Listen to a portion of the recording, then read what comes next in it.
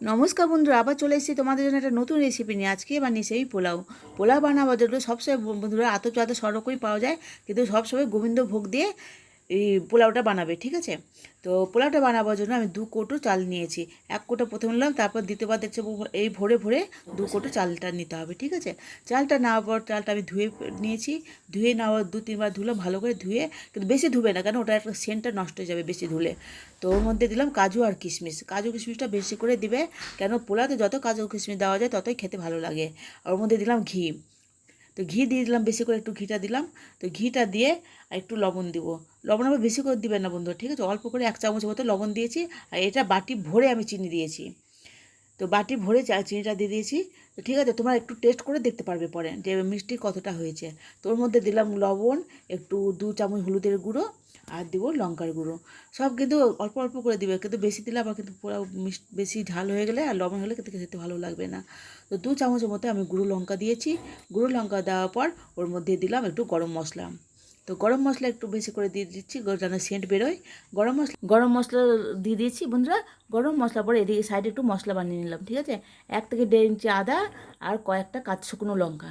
শুকনো লঙ্কাটা দিয়েছি, শুকনো লঙ্কাটা রঙটা যেন ভালো আসে, ঠিক আছে?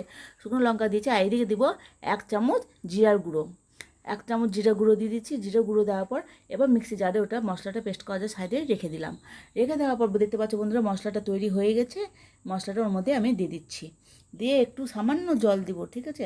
সামান্য জল দিয়ে ওটা আমি ঢেলে দেবো ওর মধ্যে। তো দেওয়ার পর বন্ধুরা বেশি আর কিছু দিব না, বেশি মশলা দিবে না, বেশি ঝালও দিবে না। কেন বেশি ঝাল দিলে কিন্তু পোলাওটা খুবই ঝাল হবে। কিন্তু যে পরিমাণে আমি আদাটা লঙ্কা দিয়েছি ওই পরিমাণ দিলে তোমার পোলাওটা খুবই সুন্দর হবে খেতে। তো সব কিছু দিয়ে ভালো করে একটা মেখে নিতে হবে, মানে চারোদিকে যেন মশলা লবণ চিনি যা যা দেওয়া হয়েছে ওর মধ্যে কাজু কিশমিশ সব যেন সুন্দর করে ভালো করে ওর মধ্যে যেন লেগে যায় চালটার ভিতরে, ঠিক আছে? তো সুন্দর করে মাখানো হচ্ছে, দেখতে পাচ্ছ বন্ধুরা। ভালো করে মেখে নিচ্ছি বন্ধুরা। ভালো করে দেখতে পাচ্ছ কালারটা কি সুন্দর এসছে, দেখতে এত সুন্দর, তো খেতে খুবই সুন্দর লাগবে। আমি একটু টেস্ট করে দেখে নিলাম যে হ্যাঁ মিষ্টির লবণটা খুব সুন্দর হয়েছে, ঠিক আছে? তো এবার আমি কুকুরে করবো। এত তাড়াতাড়ি পোলাওটা রান্নাটা হয় বন্ধুরা, তোমাদের কী বলবো, মানে দেখতে দেখতে পোলাও তৈরি। তো আমি ওর মধ্যে কুকারের মধ্যে দিলাম ঘি আর একটা তেজপাতা। তো তেজপাতা দিয়ে দিচ্ছি, তেজপাতা তখন গরম হচ্ছে বন্ধুরা। তো এবার দেখতে পাচ্ছ বন্ধুরা পোলাওটা আমি এবার ওর মধ্যে দিয়ে দিচ্ছি। তো পোলাওটা মানে পোলাও চালটা এখনও পোলাও রেডি হয়নি। তো পোলাও চালটা ওর মধ্যে আমি দিয়ে দিলাম আস্তে আস্তে করে। সব পোলাও চালটা আমি ওর মধ্যে দিয়ে দিচ্ছি। এবার ওটা একটু কিছুক্ষণের জন্য ভেজে নিতে হবে, কেন ওটা গলবে না, ঠিক আছে?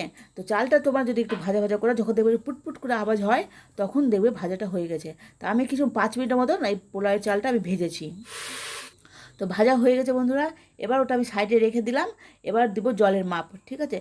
তো যখনই জলের মাপটা করবে 2 কোটা চাল আর 4 কোটা জল, এই মাপটা কিন্তু অবশ্যই মনে রাখবে, ঠিক আছে?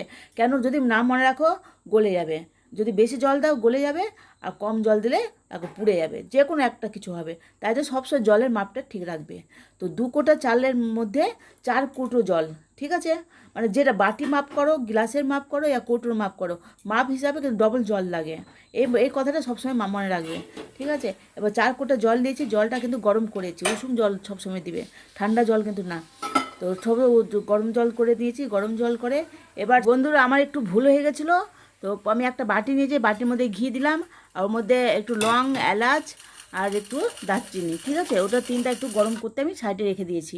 দেখতে পাচ্ছ ঘিয়ের মধ্যে একটু গরম হয়ে গেছে, আর ওটাই আমি দিয়ে দিলাম ওইসের উপরে পোলার মধ্যে। তো ওটা ভুল হওয়ার কারণে ওটা যেটা প্রথমে যেটা দেওয়ার কারণ ছিল একটু গল্পর তালে আমি ওটা ভুল করে ফেলেছি, কিন্তু এটাও দিলেও হবে, ঠিক আছে? তো আমি ওটা মানে যেটা দেওয়ার দিয়ে দিয়েছি বন্ধুরা। এবার সাইডে যেটা গরম জল করেছিলাম গরম জলটা দিয়ে দিলাম পোলার মধ্যে।